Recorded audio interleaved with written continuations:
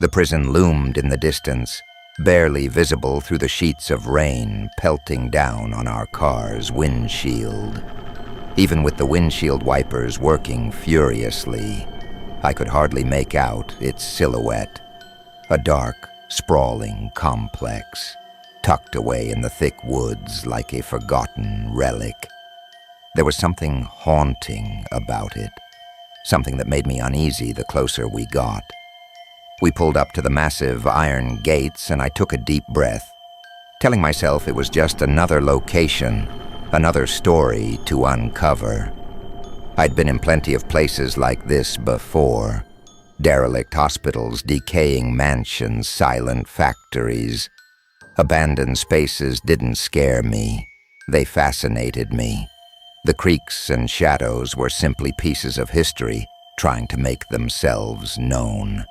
But this prison, it felt different. I couldn't ignore the knot forming in my stomach. I glanced at Noah, my cameraman, who was hunched over, shielding his equipment from the rain as he set it up. Beside him, our sound technician, Leo, looked visibly uncomfortable, his gaze fixed on the looming structure ahead of us. I could tell he wasn't thrilled about being here, and for a brief moment, I questioned why I was doing this myself. But the thrill of discovery, the promise of a unique story, it kept pulling me forward. "Let's get this over with," I muttered to myself as I grabbed my bag and stepped out of the car, the cold rain hitting my face. We gathered our gear and made our way to the entrance, pushing past the rusted gates. They creaked open with an eerie finality, as though they were welcoming us into some forgotten purgatory. Inside, the prison felt even more oppressive. The smell of damp rot filled the air, mingling with the metallic tang of rust. The walls were lined with layers of peeling paint, patches of mold, and graffiti scrawled by trespassers over the years. Every sound echoed down the empty corridors, the crunch of our footsteps, the soft shuffling of equipment, the occasional drip of water. I felt the weight of the place settle over me, pressing down like a heavy hand on my shoulders.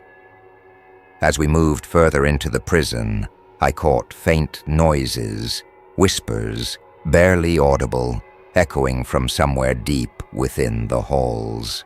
I told myself it was the wind, maybe rainwater trickling through the pipes, but the sounds seemed deliberate, lingering just long enough to make me uneasy.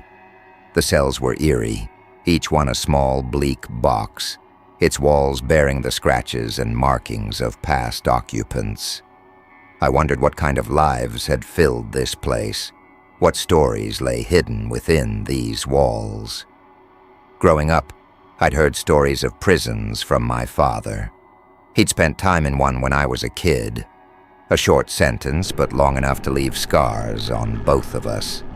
Being here now, in a place so similar, brought memories rushing back, ones I'd tried to bury. We continued through the corridors, recording footage of each room and every desolate corner. Noah seemed to have adjusted to the atmosphere, focusing on his work, but Leo was clearly uneasy. His hands trembled as he held the microphone, his gaze darting nervously down the dark hallways. I tried to keep my own discomfort at bay, reminding myself that I'd done this dozens of times before. Yet I couldn't shake the feeling that something was watching us, hidden somewhere in the shadows, just out of sight.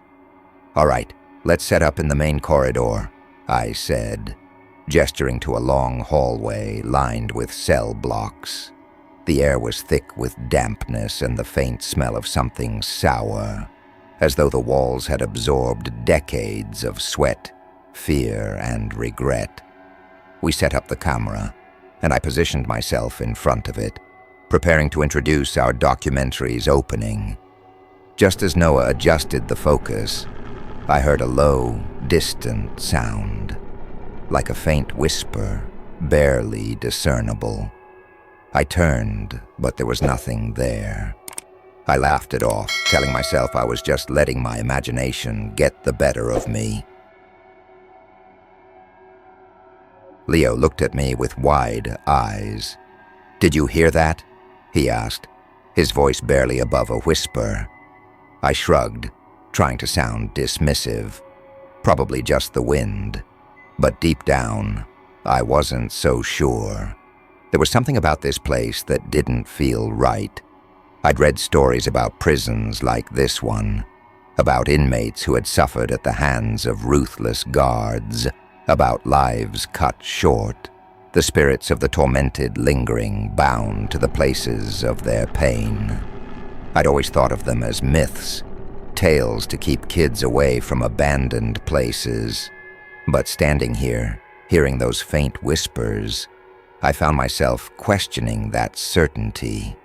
We continued recording, but the strange noises persisted, murmurs rustling, the faint sound of footsteps echoing through empty hallways. Every so often I'd catch a glimpse of movement out of the corner of my eye, shadows that seemed to flicker and shift, only to vanish when I looked directly at them. It was disorienting, a constant battle between logic and an inexplicable sense of dread. By the time we finished the initial footage, all of us were on edge. The prison seemed to come alive around us, each dark corner and shadowed cell feeling like it hid something unseen, something waiting. I tried to ignore it, focusing on the facts, the history of the place, but the feeling of unease only grew stronger. "Let's take a break," I said, more for myself than for them. I was hoping that a pause, a moment of distance would help clear my mind.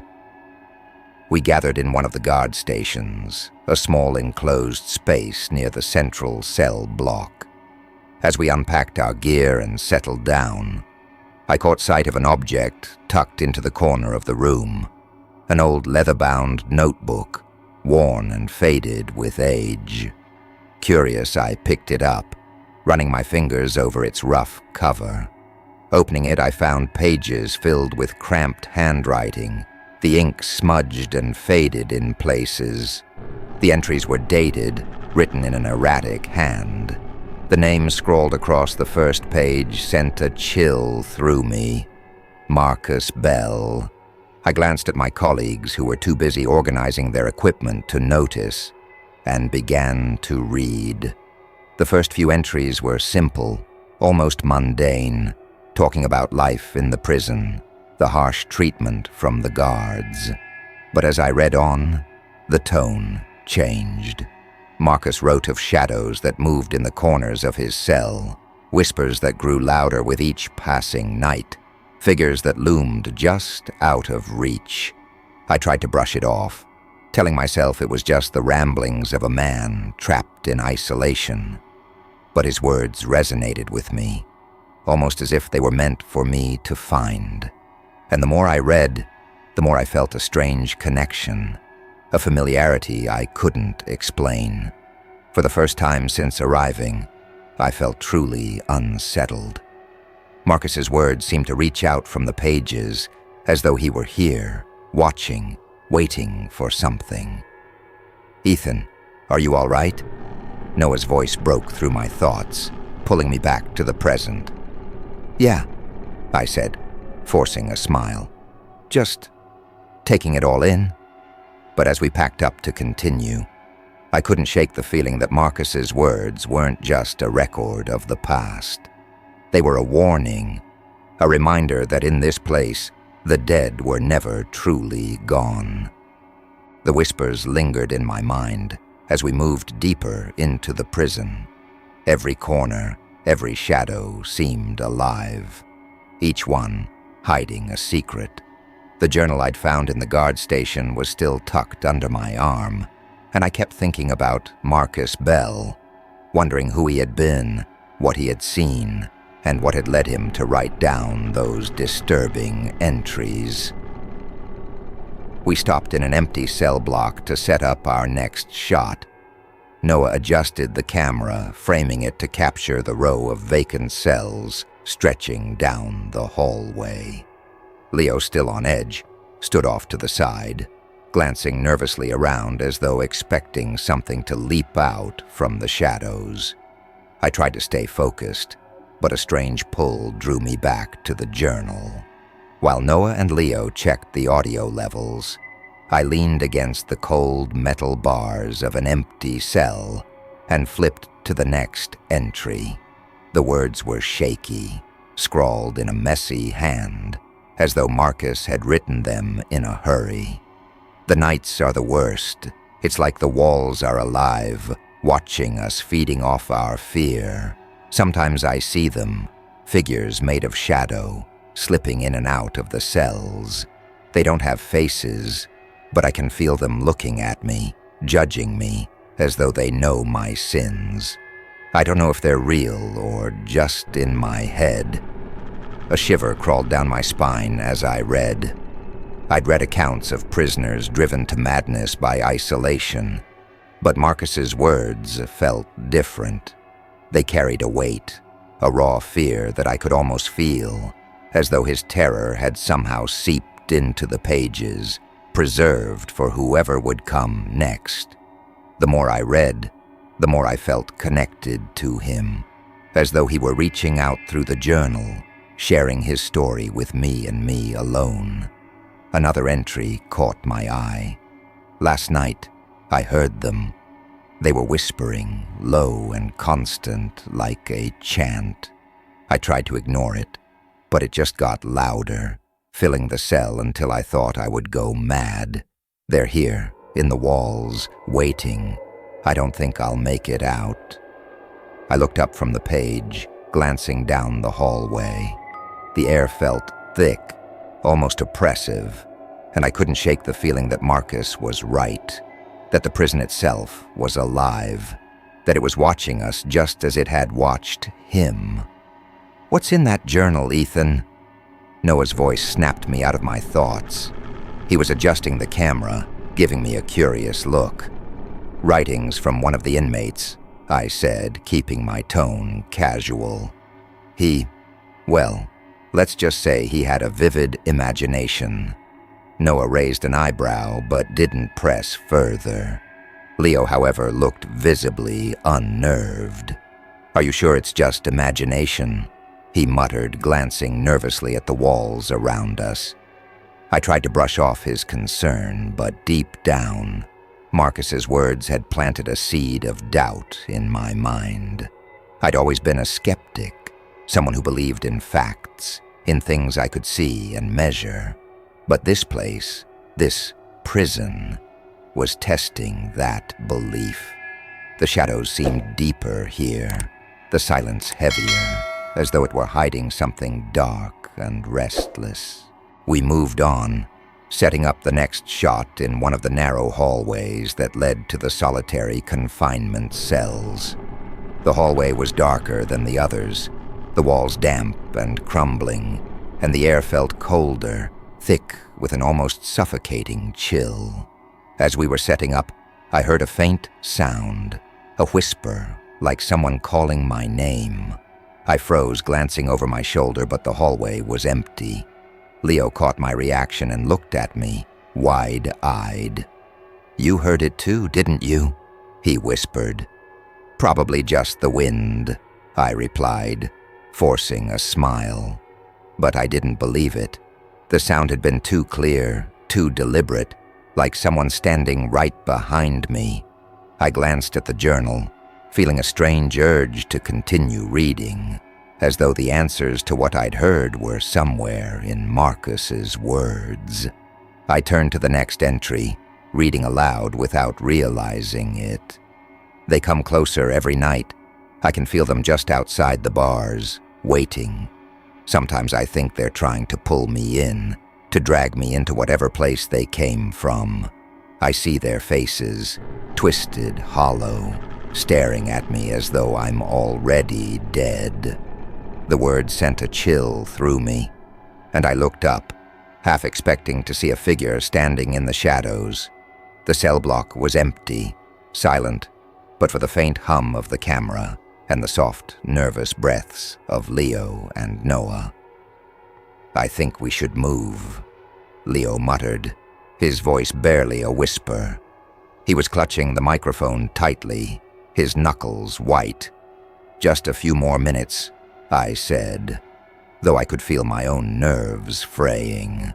The air felt colder, and the shadows seemed to close in around us, as if the walls were drawing nearer, pressing in. I felt the presence of something unseen, a weight that made it hard to breathe. Then, without warning, the lights flickered, casting brief flashes of darkness down the hallway. In one of those flashes, I saw it. A figure standing at the end of the corridor, its face obscured, its form blurred like a shadow given shape. It was gone as quickly as it appeared, leaving me questioning if I'd seen anything at all. Did you see that?" Leo's voice was barely audible, his eyes wide with fear. I swallowed, forcing myself to stay calm.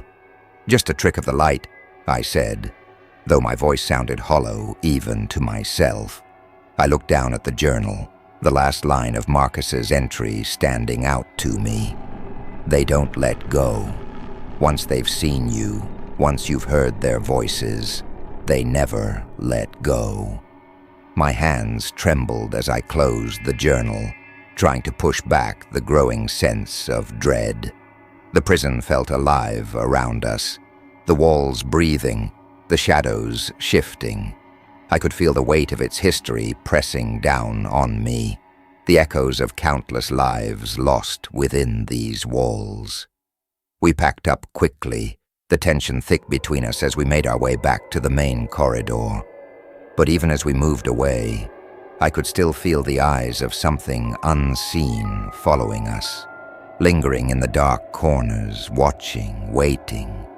And as we walked, I couldn't shake the feeling that Marcus was right, that once the prison saw you, it never let you leave.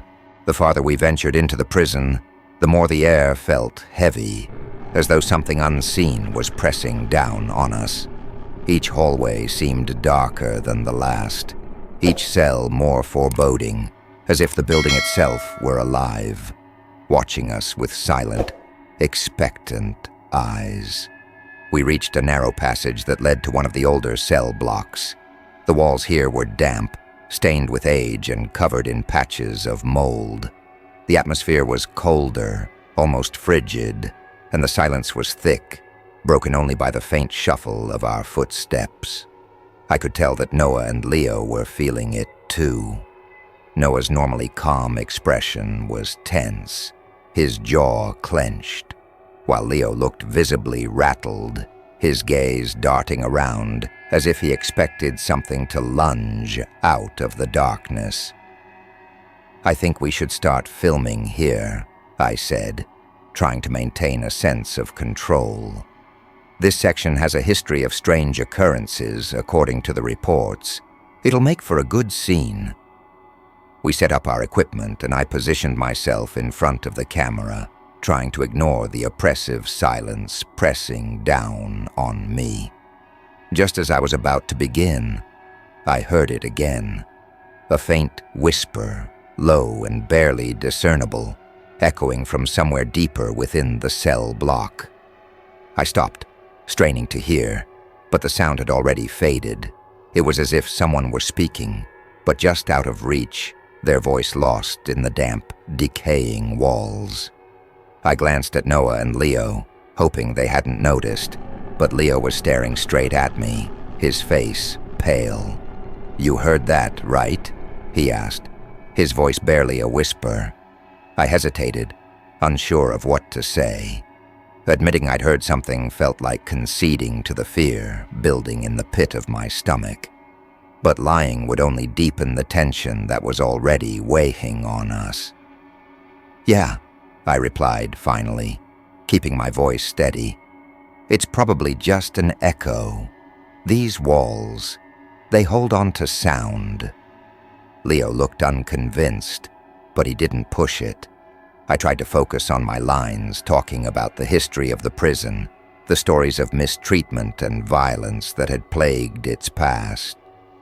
But as I spoke, I couldn't shake the feeling that something was listening, just beyond the reach of the camera's light. We continued filming, capturing footage of the empty cells and shadowed hallways. The more I spoke, the more the prison seemed to come alive around us, the silence filling with a tension that felt almost physical. I could feel my heart racing, my breaths coming faster as the darkness seemed to thicken, pressing in closer. Then, without warning, I saw it. A figure standing at the far end of the cell block, barely visible in the shadows. It was tall and thin, its face obscured, its form blurred and indistinct. I blinked, and it was gone, leaving only the faint, lingering impression of eyes staring back at me. I took a step back, trying to steady myself. My rational mind told me it was just a trick of the light, a shadow cast by the uneven walls. But deep down, I felt a chill, a sense of recognition, as though I'd seen this figure before. "Ethan, are you all right?" Noah's voice cut through the silence, bringing me back to reality. I forced a nod, shaking off the lingering sense of dread. Yeah, I'm fine. Just thought I saw something."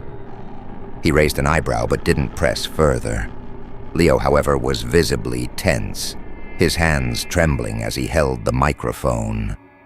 "Maybe we should call it a night," he muttered, his voice barely audible. "This place doesn't feel right." Part of me wanted to agree, to get out of there and leave the prison and its shadows behind. But another part of me, the part that had brought me here in the first place, refused to back down.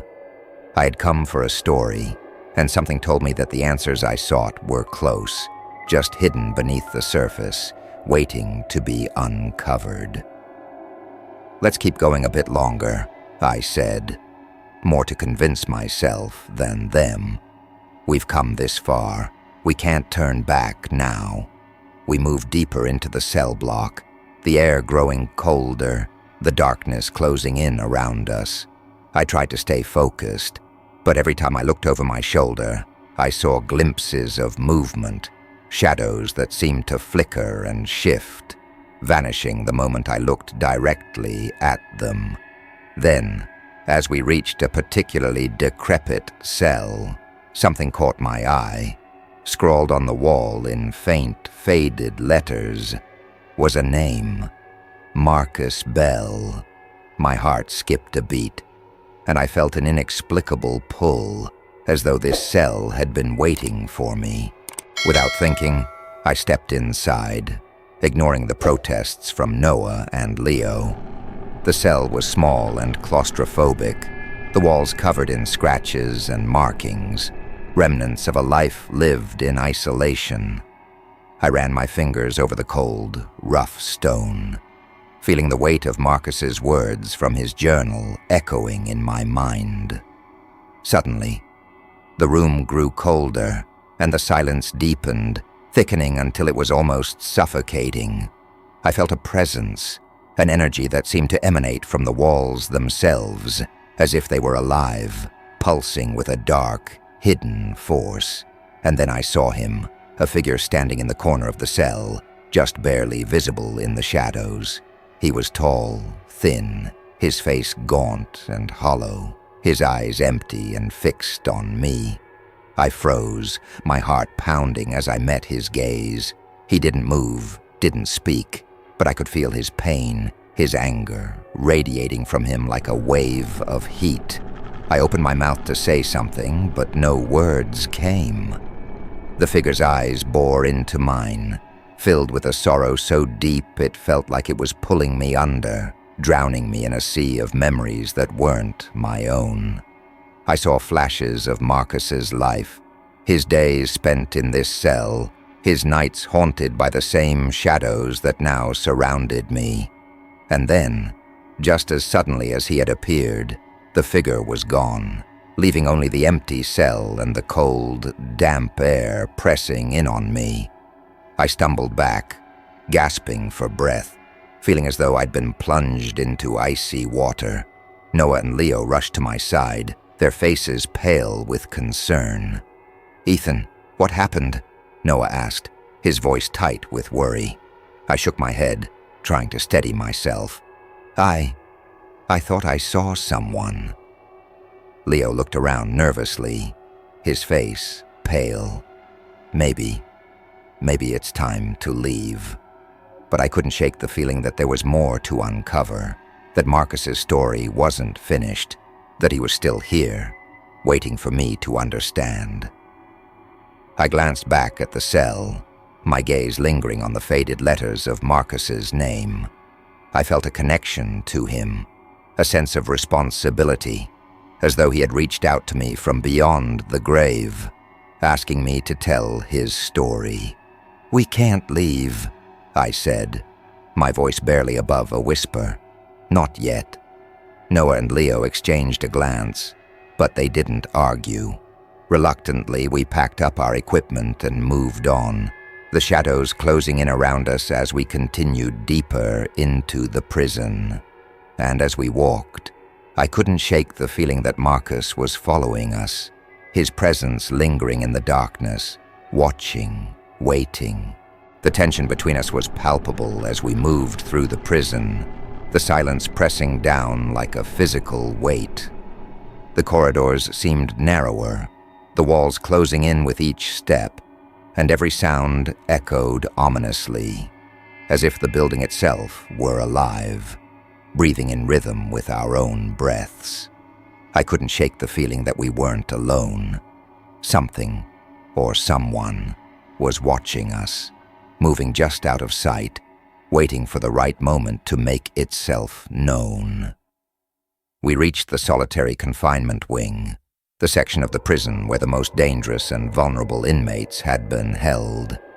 The walls were covered in layers of grime, and the doors were lined with heavy, rusted bars that looked as if they hadn't been touched in years. A cold draft filled the air, carrying with it a faint, bitter smell of decay. I could feel the presence of something dark here, a lingering sense of agony that clung to every corner. We set up our equipment in front of one of the cells, and as Noah adjusted the camera, I took out Marcus's journal, flipping to the last few entries. His handwriting was frantic, the letters scrawled across the page as though he had written in a frenzy, desperate to capture his thoughts before they slipped away. One passage caught my eye. "They come every night now. I can feel them watching me, waiting for me to break.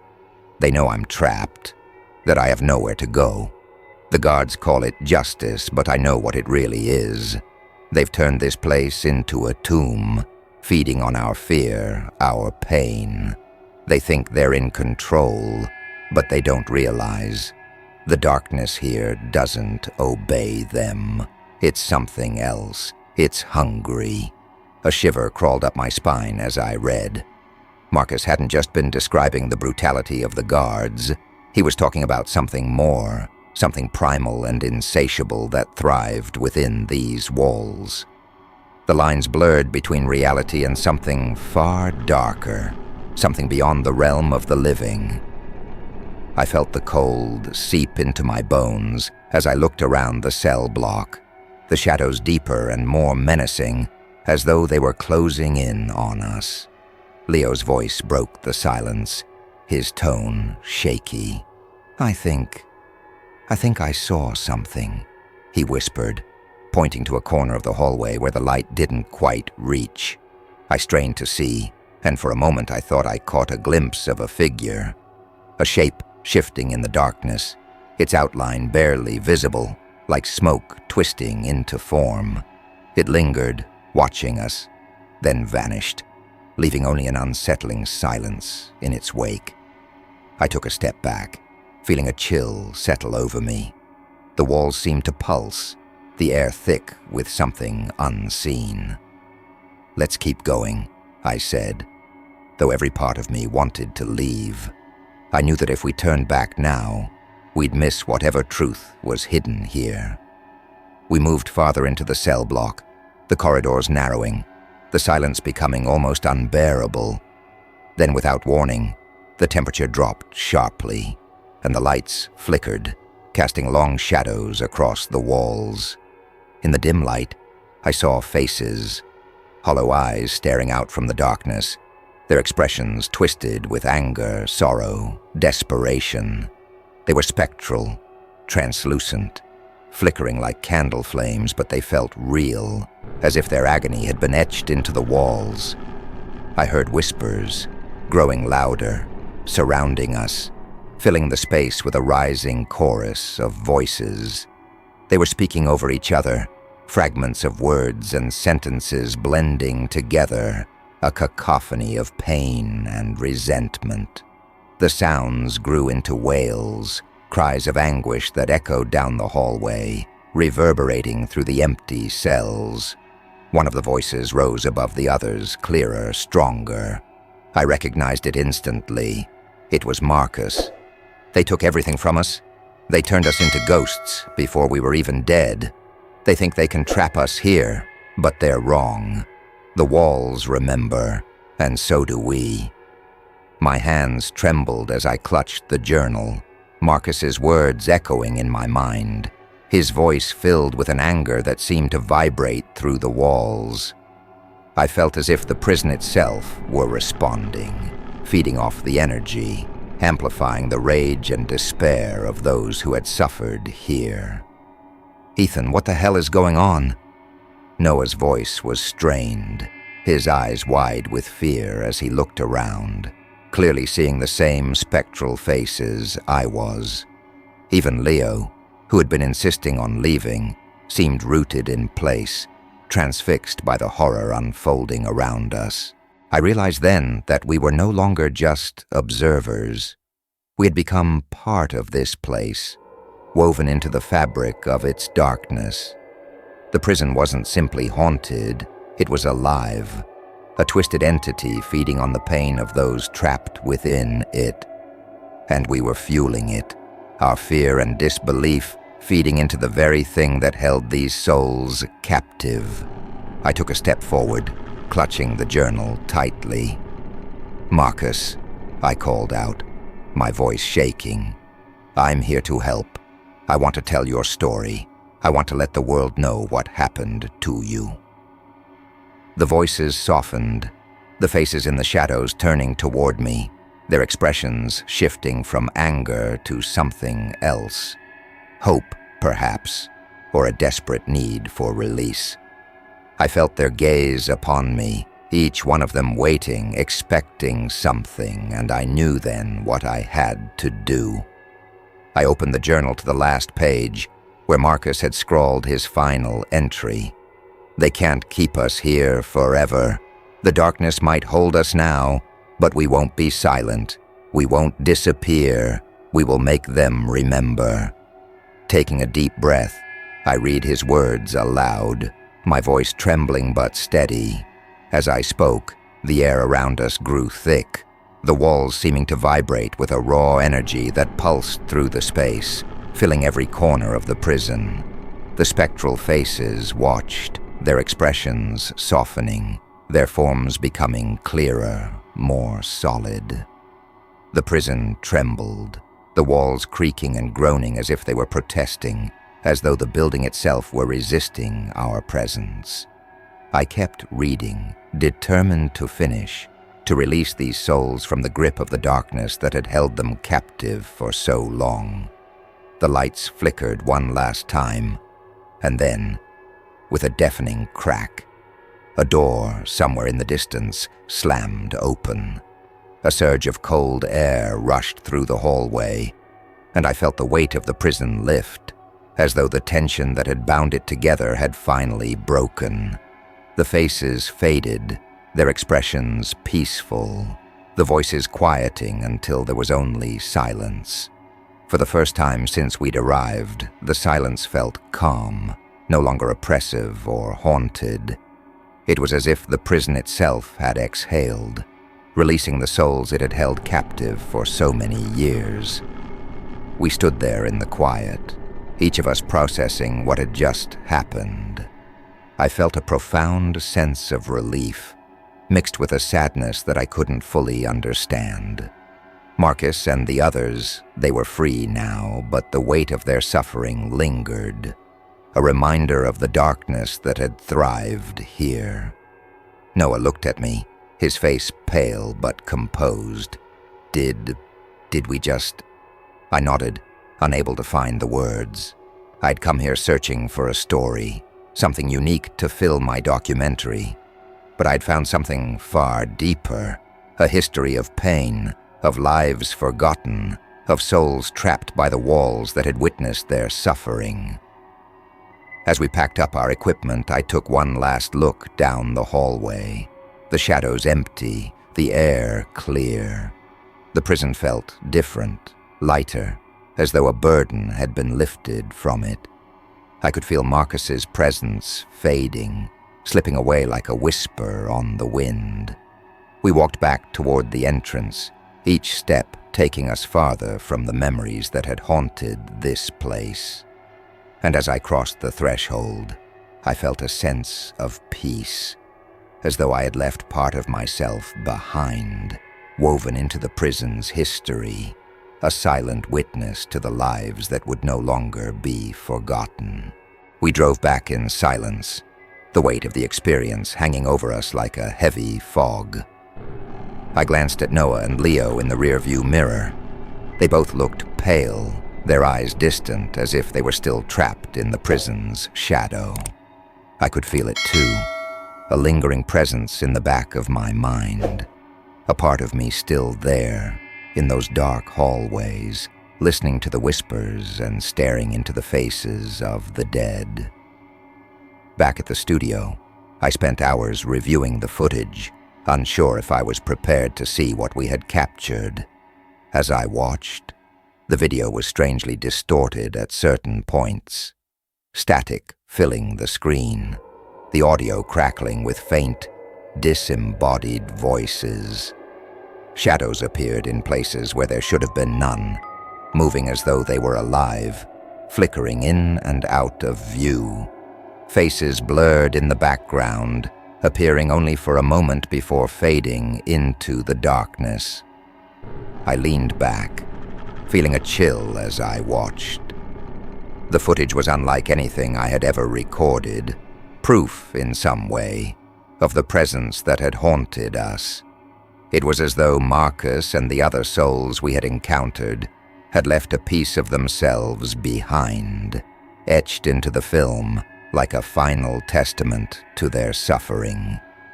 Days passed, but the memories of the prison lingered. I found myself lying awake at night, staring into the shadows of my bedroom, half expecting to see the faces I'd left behind. The experience had left me changed, a weight pressing down on me that I couldn't shake. One evening, as I sat in my office, I pulled out Marcus's journal. I read over his final entry, his words etched into the worn pages, raw with a despair that still felt close, as if he were speaking directly to me. "We won't disappear. We will make them remember." I closed the journal, feeling a strange sense of peace mixed with sorrow. Marcus had gotten his wish. He hadn't been forgotten, nor had the others who had suffered within those walls.